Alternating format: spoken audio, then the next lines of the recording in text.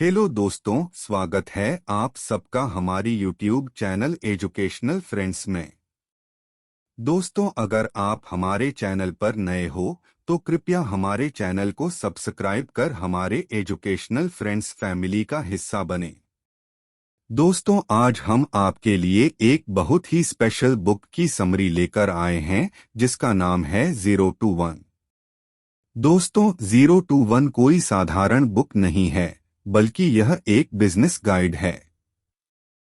इस बुक में बिजनेस से जुड़े उन सभी पहलुओं पर बात की गई है जिनके बारे में हर वो इंसान समझना चाहता है जो बिजनेस करना चाहता है या फिर एक नया स्टार्टअप खड़ा करना चाहता है।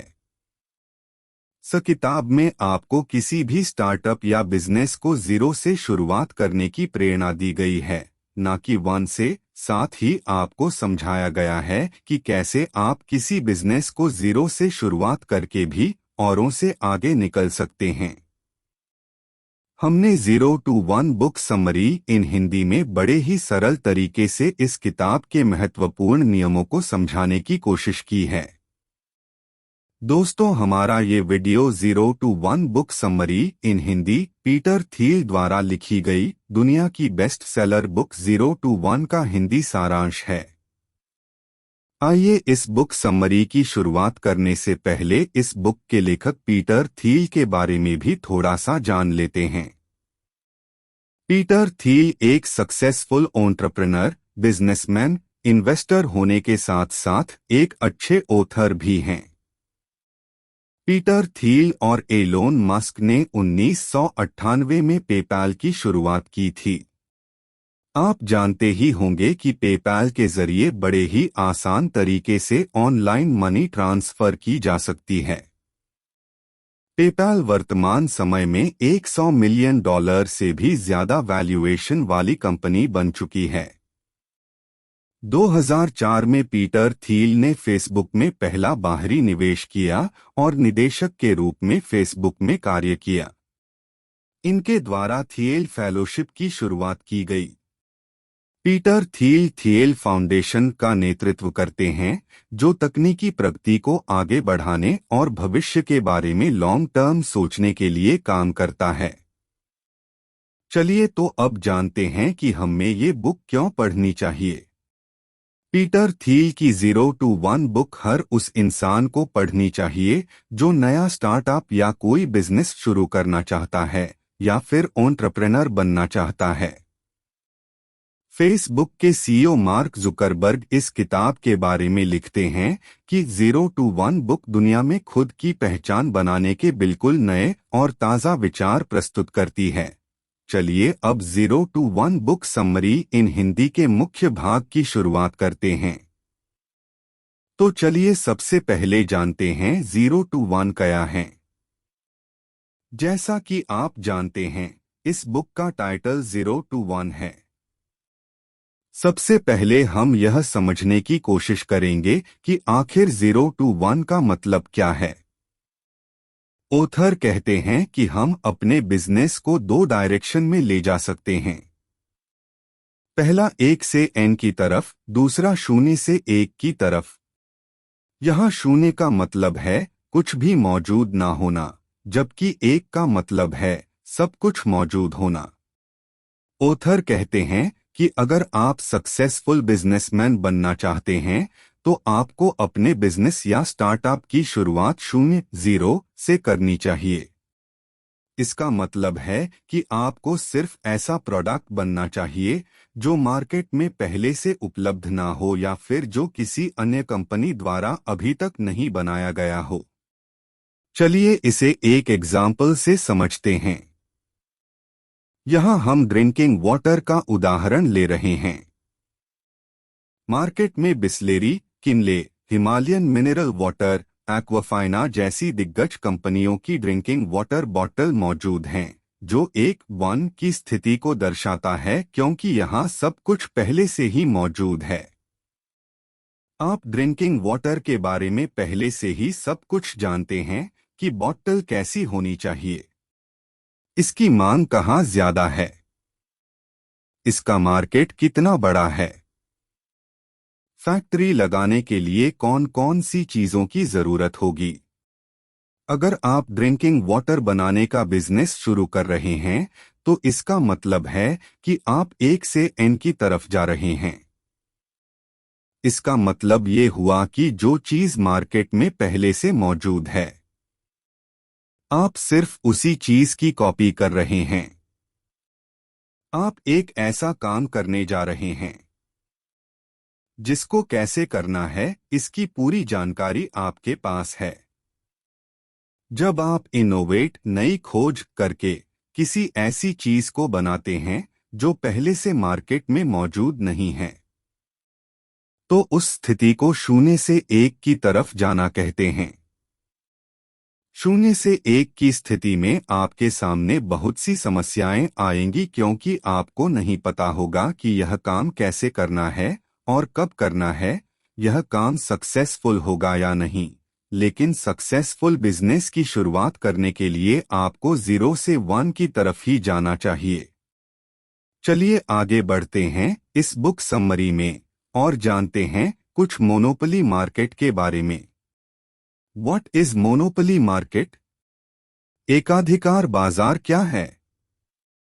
मोनोपोली मार्केट एक ऐसी मार्केट संरचना है जिसमें कोई कंपनी किसी प्रोडक्ट की एकमात्र निर्माता या विक्रेता होती है, जिसका बाजार में कोई अन्य विकल्प उपलब्ध नहीं होता।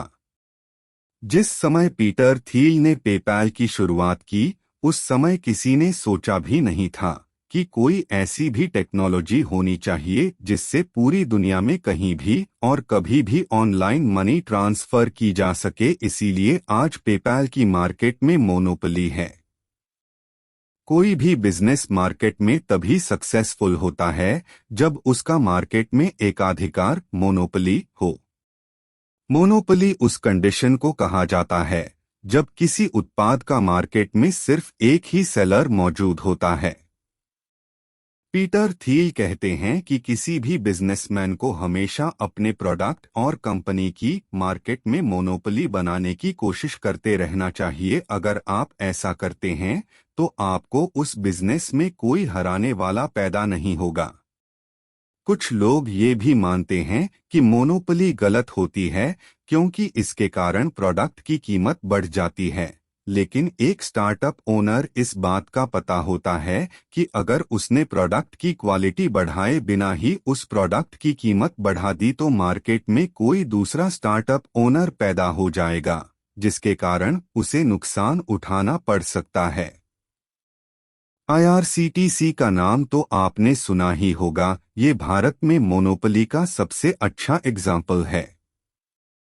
IRCTC का मतलब होता है Indian railway catering and tourism corporation, railway खानपान एवं पर्यटन निगम। ये भारतीय रेलवे की एक सहायक प्राइवेट कंपनी है।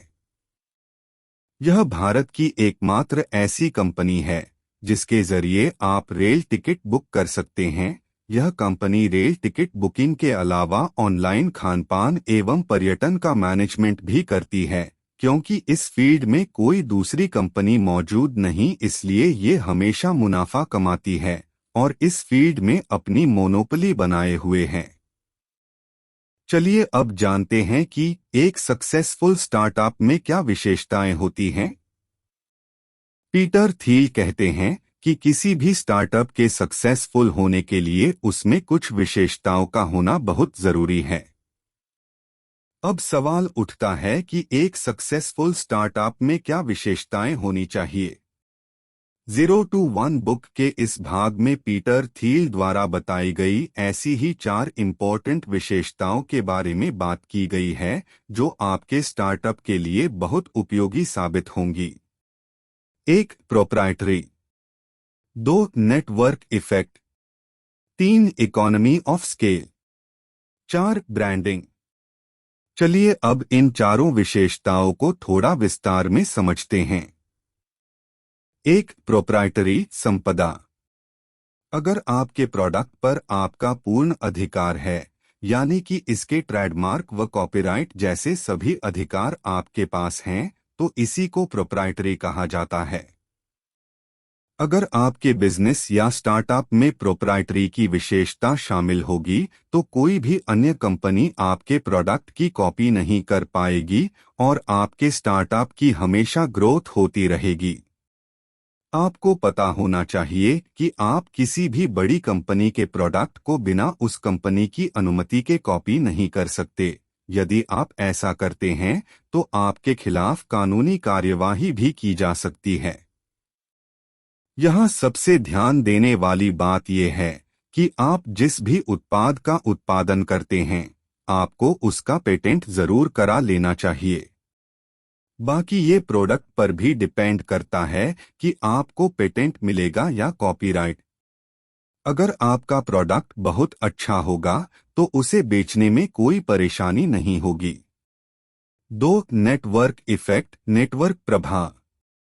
आपको हमेशा अपने प्रोडक्ट पर काम करना चाहिए ताकि आप एक विशाल नेटवर्क तैयार कर सकें।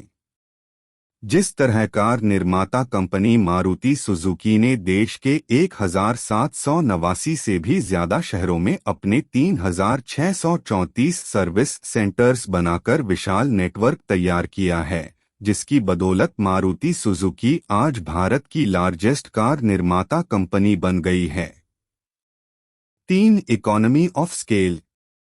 पीटर थील कहते हैं कि किसी भी स्टार्टअप को शुरू करने से पहले आपको ये बात ध्यान में रखनी चाहिए कि आपको अपने प्रोडक्ट की क्वालिटी बहुत अच्छी बनानी होगी ताकि बाद में उसे स्केल करके बढ़ाया जा सके। जैसे पतंजलि, उबर, ओला आदि कंपनियों ने किया है। ये सारे स्टार्टअप पहले छोटे से स्केल से शुरू हुए थे और आज पूरी दुनिया में कमाल कर रहे हैं। 4. ब्रांडिंग।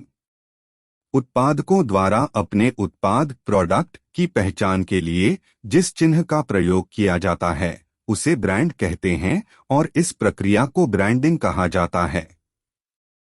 प्रोडक्ट का नाम या उसकी पहचान कराने वाला कोई शब्द, अक्षर, प्रतीक, डिजाइन तथा चिन्ह उस प्रोडक्ट का ब्रांड हो सकता है।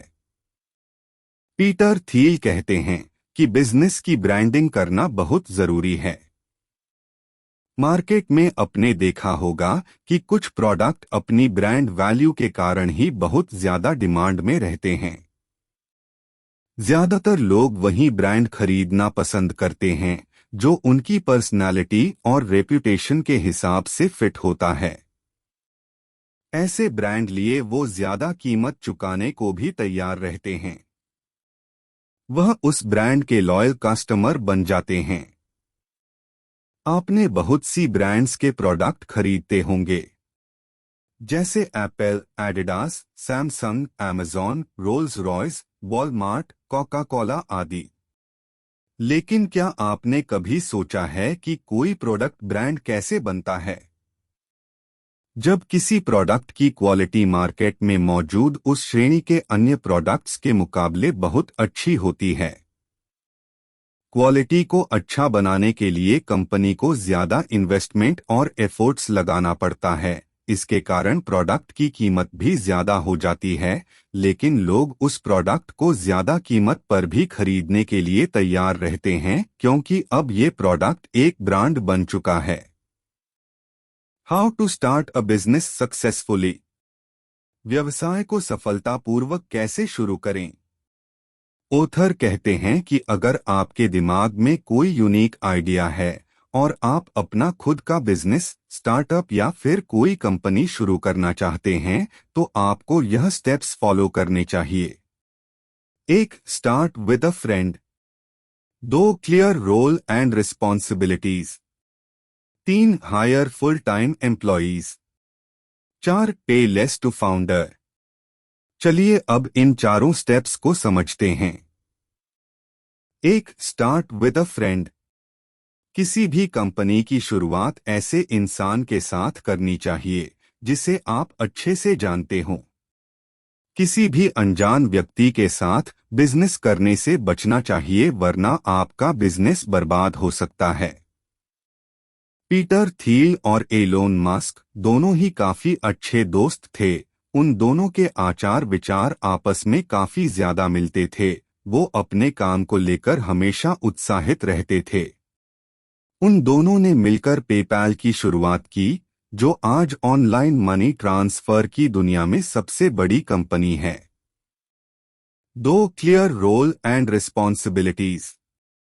किसी भी कंपनी की शुरुआत करने से पहले इस बात का हमेशा ध्यान रखना चाहिए कि उस कंपनी का लीगल ओनर कौन है, कौन मैनेजमेंट का काम देखेगा, कौन फाइनेंस का काम देखेगा, मार्केटिंग कौन करेगा, एचआर डिपार्टमेंट कौन देखेगा।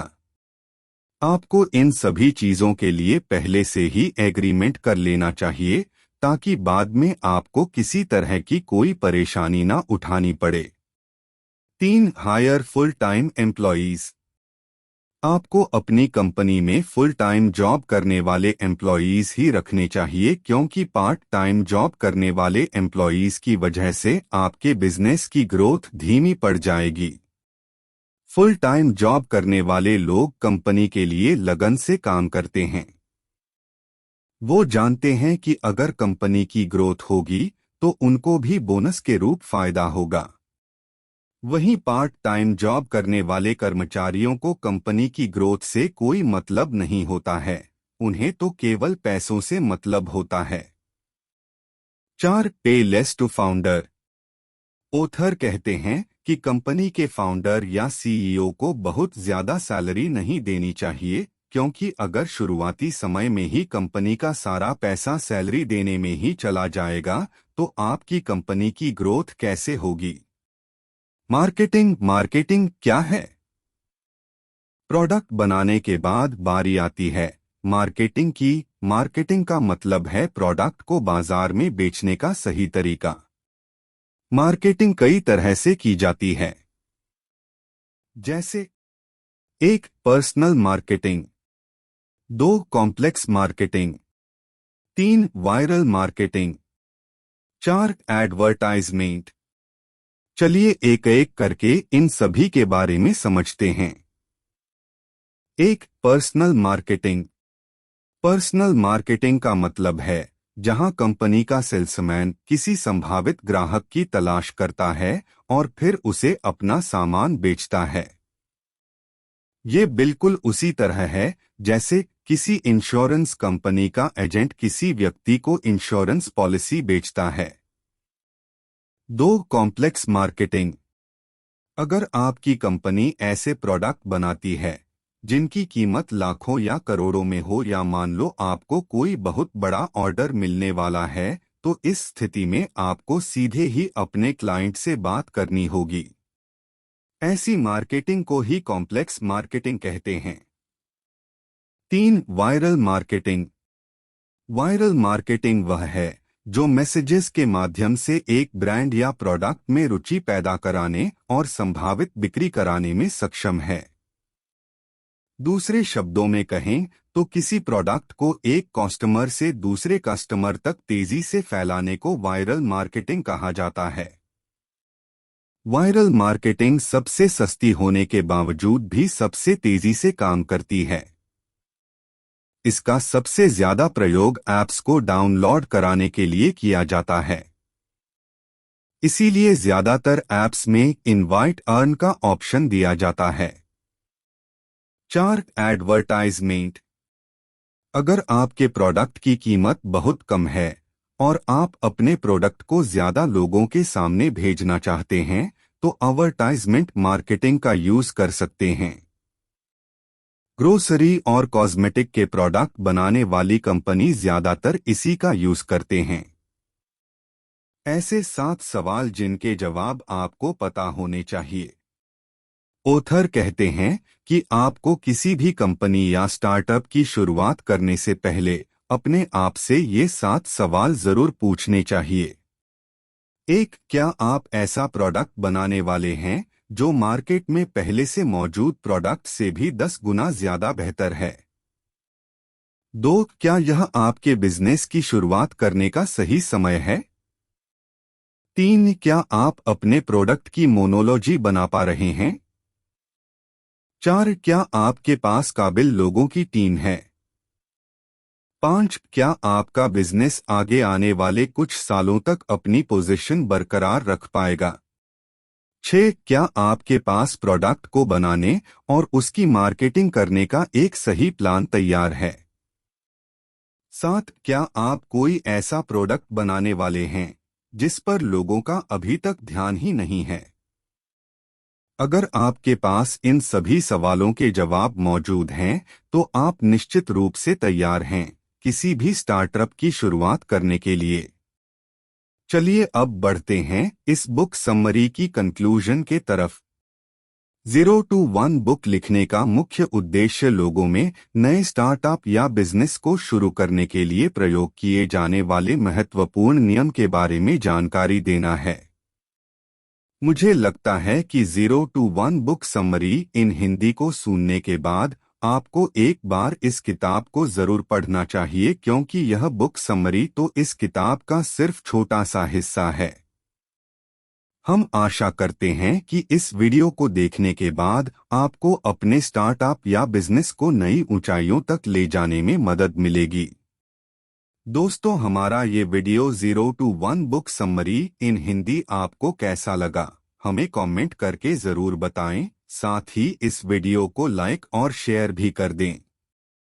यदि आपका कोई सवाल या सुझाव है तो आप हमें कमेंट जरूर बताएं। हम आपके हर सवाल का जवाब देने की पूरी कोशिश करेंगे। 0 to 1 बुक समरी इन हिंदी को सुनने और हमारे चैनल एजुकेशनल फ्रेंड पर आने के लिए आपका दिल से धन्यवाद।